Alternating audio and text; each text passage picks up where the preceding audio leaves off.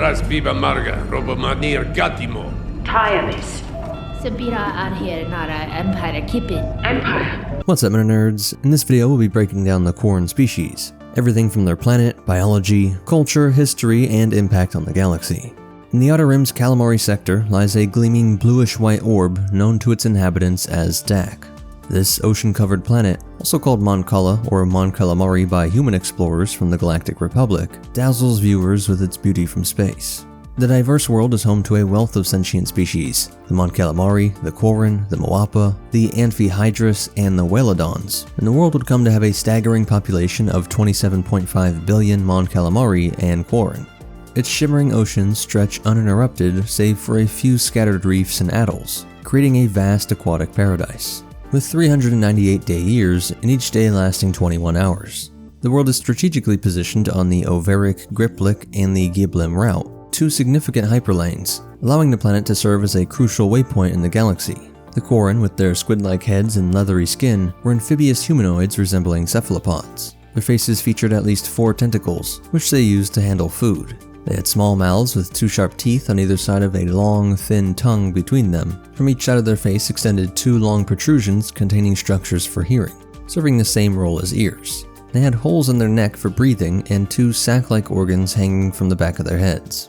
Quarren could change their skin color during mating rituals. Most had orange skin, though rare individuals displayed gray-green, pink, or purple hues. They all possessed shimmering turquoise blue eyes, and as aquatic beings they needed to keep their skin moist to survive, though the ones with claws required less moisture. And they lived for about 79 standard years and stood around 1.7 meters, 5 feet 7 inches tall, which is right around most humanoids. There were 3 types of Quarren distinguished by their hands. Some had fingers with suction cups, either 3 or 5, while others had thick fingers without suction cups but had those sharp claws. Whether these differences indicated distinct subspecies is unclear. Having evolved in the depths of Mon Calamari, the Quarren were naturally adapted to the high pressures of their underwater world. They could dive to depths of 300 meters without needing any breathing or pressure apparatus. However, ascending from the depths of 50 meters or more required careful decompression, a process that took as much time as they had spent below. This allowed their bodies to adjust to the lower pressure near the surface. The Quarren were a proud and self-centered species, often bordering on xenophobia, which aligned with their isolationist tendencies. They viewed humans as crude and found Galactic Basic, the common language, to be cumbersome and unsuitable for speech. Instead, they preferred their native language, using it far more frequently than the Mon Calamari, who often spoke Basic to interact with off-worlders, which is also something the Quarren rarely did. In sharp contrast with their neighbors, the Quarren were conservative and practical thinkers. While Mon Calamari looked toward the future and explored the galaxy, the Quarren were deeply rooted in their traditions, remembering their past, and this conservative nature made them more isolationist, preferring to stay in the ocean depths of their homeworld. Yet eventually some Quarren did venture out, following Mon Calamari, and for some reason settled around the career of business managers and accountants. While the Mon Calamari excelled in manufacturing starships and their orbital shipyards, the Quarren worked diligently to mine metal ore from the ocean's deepest parts. They also played a crucial role in building the massive floating cities for the Mon Calamari. While most of their neighbors lived on the scattered islands of Dak or in the upper levels of these floating cities, the Quarren preferred the darkness of the deep ocean. They built their own cities beneath the waves or lived in the lower levels of the cities, which stretched far below the surface. Though you might see some parallels there with Coruscant, the Quarren really were more comfortable in the dark depths, contrasting sharply with the light-loving Mon Calamari. Something many species would come to moralize, as most of the spacefaring races across the galaxy evolved on their surface, and so at least the Mon Calamari were close to that, and there was a natural fear of creatures that wanted to dwell in the darkness below. The Quarren shared their deep-sea home with other fascinating species, including the Whalodons, the Moapa, and the enigmatic Knowledge Bank. In their local language called the Pukaukau, they were like sentient mollusk supercomputers that recorded every event that happened in the oceans, and then could communicate with other species via telepathy. It's one of the strangest creatures in the entire galaxy, and one of the Quarren's deep underwater neighbors. In ancient times, the Quarren had a warrior caste known as the Kokad, who were charged with protecting their people from the many dangerous sea creatures that inhabited their world. And so you can see these are people that are truly shaped by the high-pressure depths of Dak's oceans. Circa 4500 BBY, the Quarren encountered the Mon Calamari for the first time. Their neighbors residing in the shallower parts of the ocean were met with suspicion and hostility from the Quarren, who attacked them first, sparking what would seem like a never-ending feud. Despite being less aggressive, the Mon Calamari possessed superior technology and ultimately emerged victorious. They chose not to pursue further conflict, fearing it would lead to the Quarren's extinction.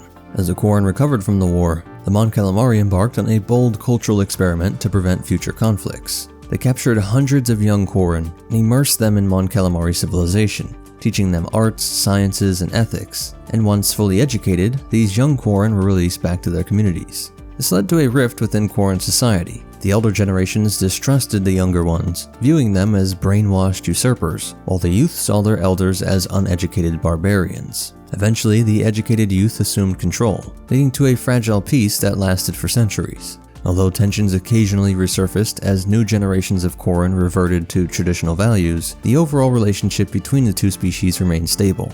As peace settled, many Quarrens began venturing off-planet, finding roles as business managers and accountants. They spread across the galaxy, reaching as far as Taurus, Telos IV, and Nar Shaddaa. Some Quarren even joined the exchange, bringing their efficacy to the criminal syndicate. During the new Sith Wars, Quarren found themselves on both sides of the conflict, fighting in both the Army of Light and the Brotherhood of Darkness. This turbulent period showcased the Quarren's complex nature and adaptability, though having a preference for isolation, dwelling alone in the darkness. When they engaged with the galaxy at large, they did excel. But around 500 years before the Battle of Naboo, a very significant event further shaped Quarren history. Hugo Barton, seeking amphibian fishermen for a new settlement in Lamorid, enticed impoverished Mon Calamari in Quarren with promises of untouched seas and a fresh start. Upon arrival, however, these hopeful settlers were forced into slave labor and confined to crowded conditions. The long-standing animosity between Mon Calamari and Quarren quickly escalated into violence, leading to the creation of a Quarren colony called the Shoals, and the formation of at least one Quarren swoop gang. Later, Mon Calamari joined the Galactic Republic, gaining representation in the Senate. And for at least the last decade of the Old Republic, Mon Calamari's government and its representation in the Galactic Senate were shared between the Mon Calamari and Quarren. This partnership highlighted the ongoing but fragile coexistence of these two species. Just before the Clone Wars, a scandal involving Quarren Senator TKs shook the Calamari sector. TKs allowed Thalassian slavers to operate within the sector, a decision that, when eventually exposed, led to his house arrest. And under immense pressure, TKs defected to the Confederacy of Independent Systems, taking many of his people with him. This move was highly controversial and sparked opposition from many citizens on Dak, and TKs in response formed the Quarren Isolation League, and with reinforcements from the CIS, moved against the Mon Calamari Council, the ruling legislative body of Dak. The Republic supported the Mon Calamari and the loyal Quarren in this conflict, further deepening the divisions on the planet. A civil war erupted on Dak, pitting the Republic loyalist Mon Calamari Knights and Republic forces against the Quarren Isolation League and the separatist-aligned Mon Calamari led by Mirai. After numerous skirmishes, the Republic triumphed over the Quarren Isolation League in the decisive Battle of Mon Calamari. Following the conflict, new accords were signed, and pro-Republic senators Tundra Dalmia and Mina Tills, a Mon Calamari, jointly represented Dak in the Senate. However, not all Quarren were satisfied with this resolution. The remnants of the Quarren Isolation League formed the Free Dak Volunteers Engineering Corps, an organization primarily composed of Quarren exiles on separatist worlds like Mintuine and Pemant. They continued to support the CIS by manufacturing many of its warships, including the Providence-class, Requisite, and Subjugator-class heavy cruiser. And it's because of this enormous contribution to the CIS that many in the Republic were desperate to strike back somehow. This allegiance led to Quarrens being among the species deported from Coruscant by Tanin Praji, under the influence of the Human Suppressionist Commission for the Protection of the Republic. Around 21 BBY, a second battle for control of Mon Calamari ensued when the Quarren, backed by the CIS, attempted to seize the Calamari system. The Jedi Order intervened, bringing reinforcements from the Grand Army of the Republic and the Gungan Grand Army. Despite their efforts, Separatist Commander Riff Tamsin, of the Carcharodon species, proved to be a formidable foe. His tactics led to the capture of all Republic forces except Ahsoka Tano and Prince Lichar, the heir to the Mon Calamari throne. Quarren leader No Sarai soon realized that Tamsin and Count Dooku intended to take Dak for themselves, rather than for the Quarren people. And seeing the betrayal, he would re-ally with the Republic, and together they successfully routed the Separatists, restoring a precarious peace to Dak. This both showed how weak this world was when these two species were split against each other, but also how powerful they could be when allied. Mon Calamari faced a brutal invasion by Imperial forces. The humanocentric Imperials viewed the people of Dak, particularly the industrious Mon Calamari, as high-quality slaves to fuel the Imperial war machine. Also, the planet's senators had signed the Petition of 2000, an anti-Palpatine document, which further incited the Emperor's wrath. Some reports suggest that Quarren agents, driven by their deep-seated animosity toward the Mon Calamari, sabotaged the planetary shields just before the Imperial attack, leading to a swift and decisive victory for the Empire. Segor Tells, a prominent Quarren leader, did later confess to being one of these saboteurs. Despite some Quarren initially complying with the Empire, both Quarren and Mon Calamari were enslaved.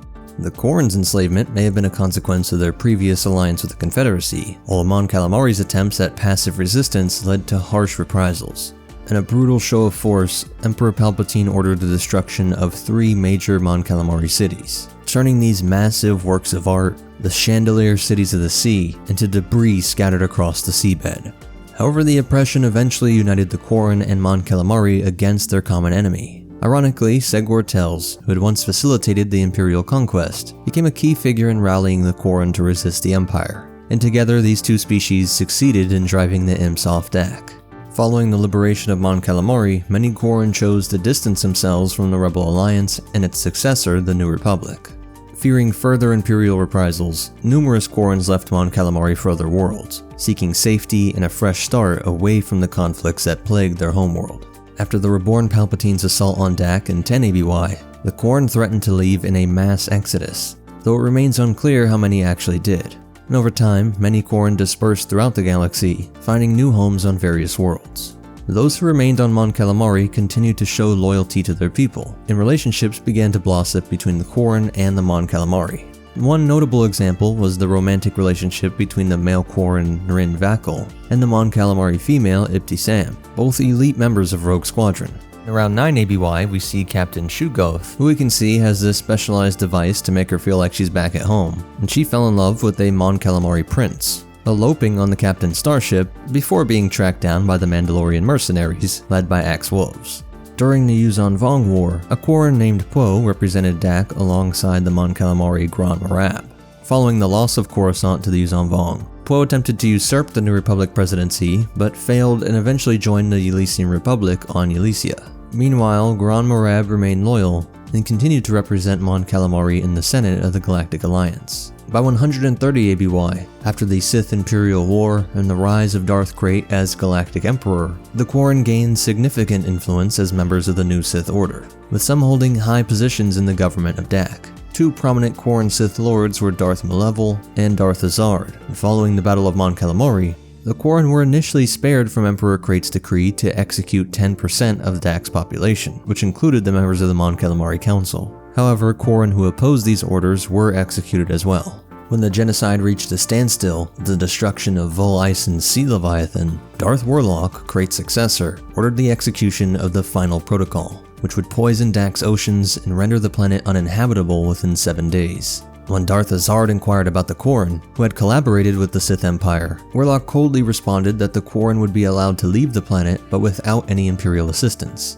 As the galaxy learned of the Final Protocol, Regent Morlish Veed faced backlash from Quarren ministers, having to answer for the Sith's actions.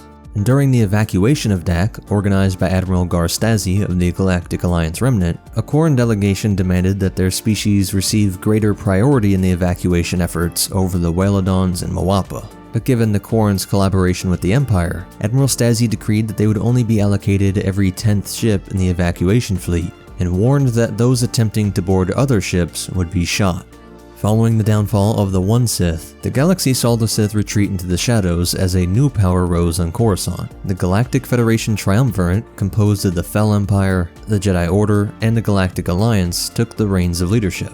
In 138 ABY, a sinister scheme unfolded as numerous Quarren and Mon Calamari were lured back to Dak with the promises of a renewed world. Instead, they found themselves ensnared by a pirate syndicate led by the rogue Sith Darth Luft. Forced into slavery, they toiled to build a fleet of ships, while their children and elderly relatives were held hostage. These pirates ruled with cruelty, meting out beatings and abuse. Amid all this turmoil, a Quarren named Tikkun struck up an unlikely friendship with a Mon Calamari environmental engineer named Lurin. Their alliance caught the attention of Imperial Knight Zhao Assam and junk dealer Anaya Solo. Realizing the dire situation, Assam and Solo quickly relayed the grim news to the triumvirate authorities on Coruscant. The murder of Tikkun by Darth Luft became the catalyst for a desperate uprising. United in their suffering, the Quarren and Mon Calamari joined forces to rebel against their captors. This revolt coincided with a coordinated attack by the Galactic Triumvirate, led by Admiral Stasi and the Imperial Knight Yalta Val. In the ensuing battle, the enslaved workers were freed, and the pirates were captured. Darth Luft met his end in a fierce duel with Zhao Assam. In the aftermath, the liberated Quarren and Mon Calamari found refuge in a specially prepared space station, its chambers flooded with water to replicate their aquatic home. This gesture by Admiral Stasi created a haven for the former slaves. As a powerful symbol of reconciliation and unity, Tikkun's son Tillin was taken in by Aunt Lun, blending their families and the future of these two species, with all hoping that they would break the cycle of these two fish folk fighting against each other, and together they could build a strong future for both species. Let's pause and thank this video's sponsor, Fume. Did you know that the flavored air category is quickly becoming the leading alternative to vaping and smoking? And Fume is leading that category. Flavored air isn't like vaping. If vaping could be compared to sticky sodas, Fume cores are a lot closer to herbal teas. Fume has a ton of great flavors to choose from, like crisp mint to orange vanilla, but my personal favorite is the cinnamon hearts. With flavored air, you can satisfy your oral fixation through a passive diffusion system that uses no electronics, no vapor, and no combustion, which means you can use it anywhere. Draw flavor through your mouth while having no nicotine, nothing addictive, no additives. It really is a guilt-free alternative. And it really doubles as a fidget device, as there's little magnets that hold it in place.